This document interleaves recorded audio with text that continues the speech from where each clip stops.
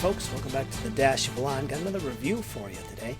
This time we're going to have a look at Field of Glory, 3rd edition, Army Lists, Book 1. Now this covers the armies from the Bronze Age up through the late Roman Republic, about 25 BC. We're going to take a look at those armies, how you build a list in Field of Glory, 3rd edition, and I'll give you my opinion on this bad boy and see if it's worth it. So let's get right into this. This is Volume 1, Field of Glory, Army Lists.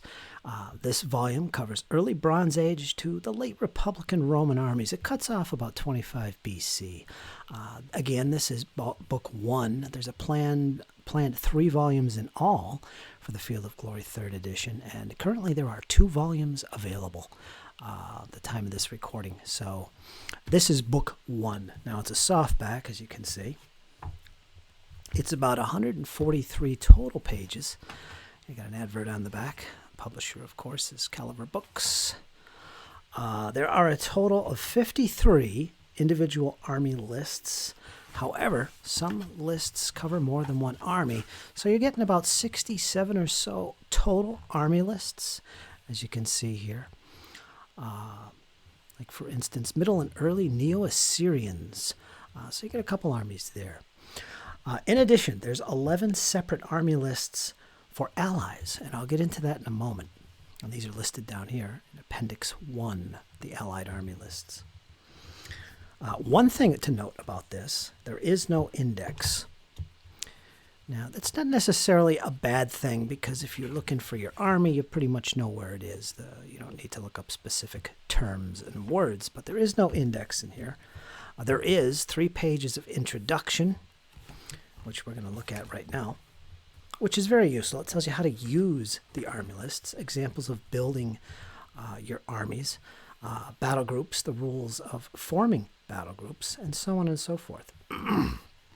Now, every army, let's take a look at a couple armies, actually. For instance, let's see, you got some nice colored pictures here, too. I should point that out.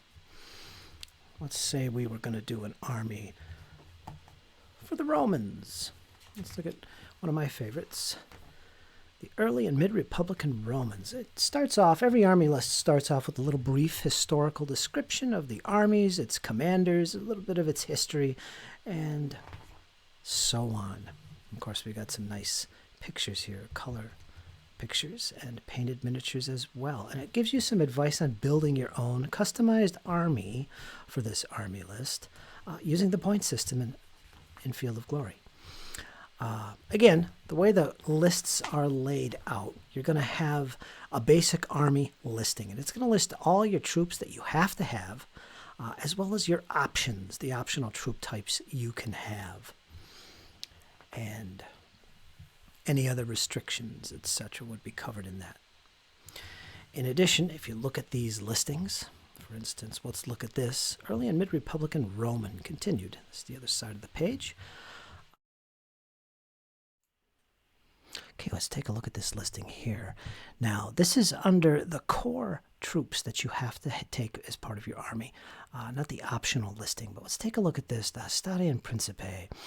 Basically, there's 2 different rows you can follow along here to choose from. So let's see, let's take the top row. First of all, they're considered heavy foot, and that would be their type. Next is their armor, which is either armored or protected. I have to pick one. Next, we have quality, which is average. Next is your training of the units, which is drilled in this case. This is followed by their shooting capability, which is a dash. There is no shooting capability for them. Next, their special capabilities. They are close combat, so they are considered to be impact foot as well as swordsmen. So whenever these gain modifiers or special rules in the Field of Glory rulebook, you'll know what troops they apply to. So impact foot and swordsman. And next we have the points per base. So each stand of figures is worth so many points. In this case, 10 points if they are of the armored variety, the top row, or 8 points if they are of the protected armor rating. Now, protected is less quality than armored in terms of armor. So they're a little less armored. And next section we have bases per Bheegi. Bheegi standing for battle group or your basic unit in Field of Glory. So once you buy all your bases here, and let's look at the last column first. Total bases in your army can be from 16 to 48. So you got to buy at least 16 with a max of 48. Once you've bought that number, whatever number between 16 and 48 in bases, you organize them into battle groups. And that's where this column kicks into gear. And this tells us how many bases or stands you can have to make up a battle group. Now, it always has to be an even number of bases when you first purchase and organize your army. There are exceptions, and they'll be pointed out in each army list, but normally it has to be an equal number. So when this says 4 to 8 stands in a battle group, it could be 4, it could be 6, or it could be 8. So you got 3 different sizes of units you can have from the get-go for your Roman Hastatian Principe. And here's your Triarii and your Velites, and they follow the same procedures. So if we skip ahead here, now as I pointed out, there are allied army lists in the back. Now these are armies in Appendix 1. These are armies that don't actually have a full-blown army list, a separate army list in the book. They only function as allied contingents to other armies. And those armies are listed in the back in Appendix 1 under Allied Lists. And here's all of them right there, basically. Mountain Indian Allies. Instead of having a separate army to draw from, they can only be taken as allies. And here it is. Here is that army list you draw from and make up that allied contingent. So again, there are 11 of these armies in the back. And I suspect that each army book in the series, again there's 3, will follow the same format where you get allied lists in an appendix for armies that don't have full-blown armies in the main army list section of the book. So there you go, folks. That is pretty much it.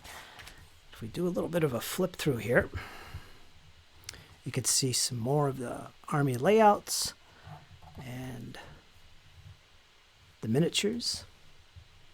It's always inspiring to see those miniatures, little painting inspiration.